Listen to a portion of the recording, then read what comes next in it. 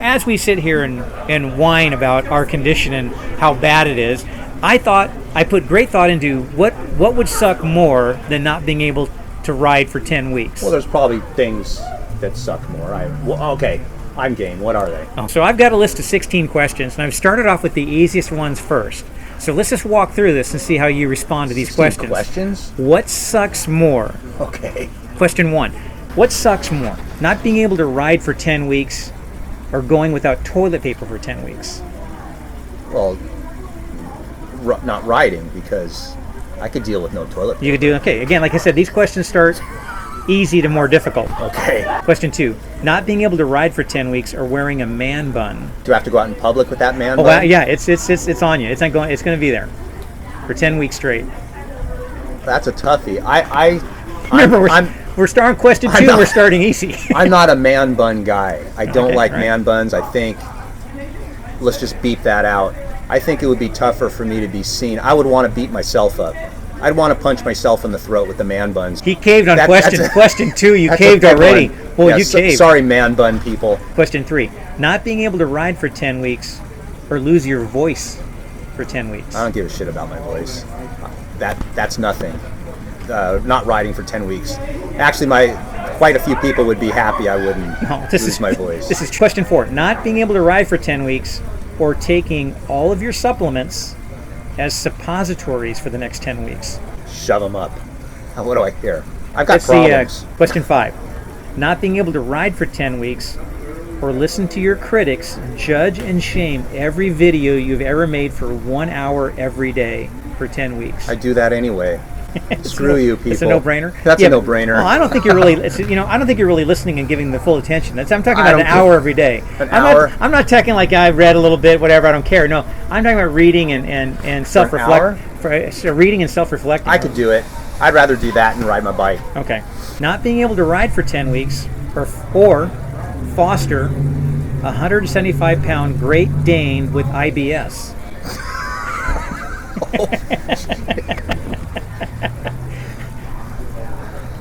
Yeah. Oh, I know. Come on, funny man. It's not so easy now, huh?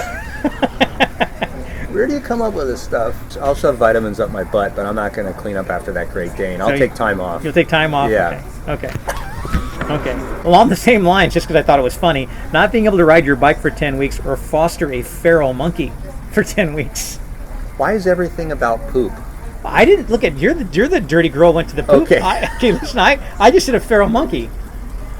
Yes, apparently they're known to fling their poop, but you have to agitate them and get on their nerves. Are you that kind of a person that would? No, as long as they don't watch my videos. Not being able to ride your bike for 10 weeks or have weekly hemorrhoidectomy surgery. I'm going to take not riding the bike. You know what? Maybe cycling isn't so important to me. I'm starting to discover. It's all a relative thing. We're getting you into a good place here. Okay, maybe, I'm feeling better about being off for 6 days. See, we're right. This isn't so bad.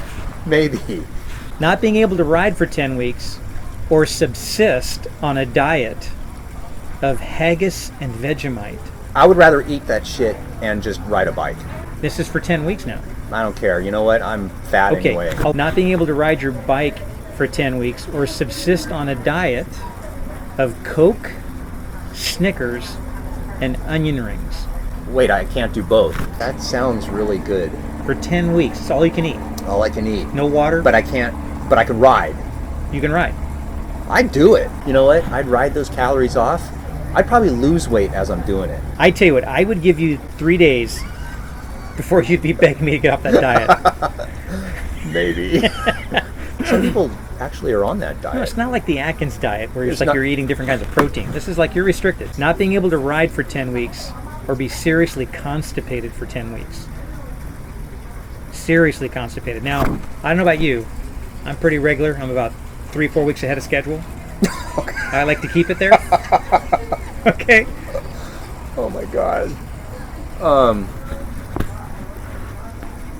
I could deal with constipation because technically speaking, if you're constipated, you're not going. So you can go for as long as a bike ride as you want. Technically, we could ride up Mount Baldy. I'd never have to go. You wouldn't want to ride up Mount Baldy. Well, I'd be heavy. You wouldn't want to do anything. Maybe you're barking out one once a week. That's okay. Actually, most old people do that. That's normal for them. That's frightening. Not being able to ride your bike for 10 weeks or being stuck every day on any freeway for 2 hours, 30 minutes after a large Starbucks espresso and a double bran muffin? I would just get out of the car and just let it rip, and no shyness.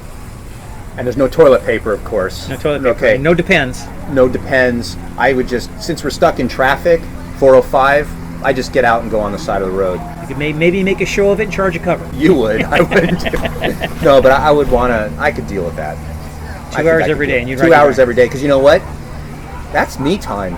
Glass half full, half empty type of thing. Not being able to ride for 10 weeks, or every phone call that you receive or make for the next 10 weeks, you have to listen and correctly follow a 5-minute pre-recorded English as a second language prompt. I don't think they quite understand what they're dealing with, but that's my job. That's what we do all the time when we call Anthem, Blue Cross, and Kaiser. So to me, that's no problem. Unfair question. Yeah, Your experience. You don't know who you're dealing with. Exactly. No, I'm fine with sitting on the phone, because that's what I do for a living. Not being able to ride your bike for 10 weeks, or taking all that cycling time to talk with Lisa about your relationship. Veto. Pass. Oh no, Lisa, this isn't good. There's a right answer. Not being able to write. Yeah, and you haven't gotten there because it was a quick right answer. Just the fact that I'm thinking about it, is that way bad? too long. Okay. You and Adam are in a relationship 24 hours a day in a relationship. He can't take 20 minutes a day to work on the relationship. People say that all the time about marriage and how you're supposed to work on the relationship and you're supposed to work in the relationship. I have no idea what that means, and I've been married 26 years, and I just do what she tells me to do. Hence the need for the relationship talking. We're going to edit this, right? Okay, I'm going to say that I'm going to work on my relationship. Okay, I'm not finding that a credible response. Way too long to think about it. Facial expression, body language, tone, all of that feeds into the answer. I'm sorry, but I don't give him a pass. Last but not least. Okay. Not being able to ride your bike for 10 weeks, or have violent bouts of gas during sex for the next 8 months. And I'll tell you how I got to 8 months. Yeah, why 8 months? Okay, I figure you ride at least 6 hours a week. Okay, that's correct. Okay, so then 10 weeks, that's 60 hours. I figure you're an unselfish lover, so I'm going to give you 30 minutes per event. Okay. So you take 60 hours divided by 30 minutes, it's 120 times. Now, because you're an unselfish lover, Lisa's probably going to want you more than, okay. So you take 120 times divided by 8 months, it's 15 times a month.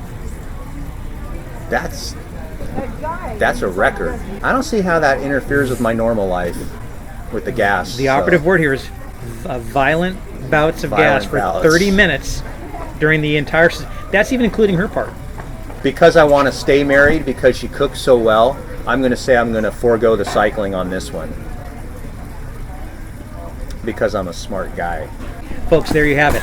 All the things that Adam was all concerned and whining about. Well, apparently he realizes maybe his life isn't so bad not having to cycle, not being able to cycle. As he was laughing over there. Oh my God. Yeah, Lisa, we'll have to talk. You wrote all this stuff? I did. Today's video sponsor is Mother Good Earth, and they are a great company because they are, first of all, sponsoring this video, and second of all, they have the greatest minerals ever, and they have a philosophy of minerals come from the earth, so where do you get it? From the earth. And so watch what I'm gonna do here. We're just gonna go down. It rained the other day. You just take a nice cup here and just scoop up some mud. And then what we're gonna do is we're gonna mix this Mother Earth with water and drink it to get all the minerals that come from the earth. So you can see I just mixed it with water and all the chunky goodness is in there. Beautiful for minerals.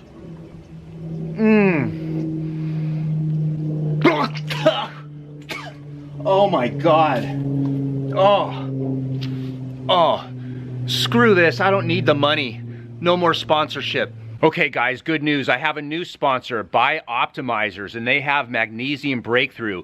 This actually I do use. I take 2 tablets at nighttime. It helps me sleep. It's got 7 different minerals. Now, of course, Mother Earth supplies minerals in the dirt, but it needs to come into the vegetables. And if the soil isn't good, if you're not eating organic vegetables, you're not getting as many minerals as you really should be. So that's why I take 2 tablets. It's got 500 milligrams of magnesium in it, and it's got 7 different types of magnesium.